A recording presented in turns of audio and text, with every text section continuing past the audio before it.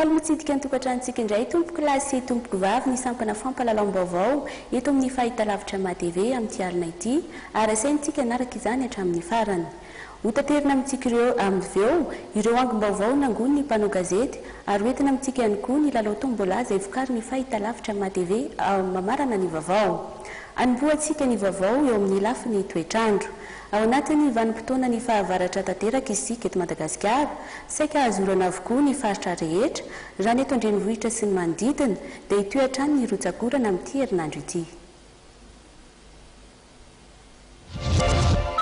Ho avy ny orana saika isakarivo amin'ity herinandro ity, eto an-drenivohitra sy ny manodidina raha niviana avy amin'ny sampana mpamantatra ny toetrandro. Miaina tanteraka ao anatin'ny toe-pahavaratra ny eto Madagasikara, ka faritra roa ihany no tsy ahazorana ao anatin'izany. Idina kosa ny maripana. Ny toetrandrontsika moa zany efa miverina ny orana, ho vinavina zany fa ho avy foana ny isakarivo eto Antananarivo sy ny manodidina. Tiako mariana fotsiny tsy ny orana efa nisy foana fa tany amin'ny faritra hafa, fa Antananarivo moa zany no tena jerika.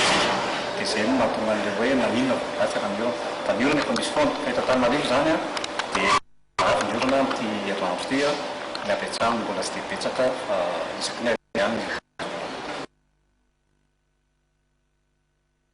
fotoana izao somary midina kely eo amin'ny 20-20 eo satria mahatonga izany dia tsy dia misy ohatra ny masoandro fa ambony indrindra somary midina kely.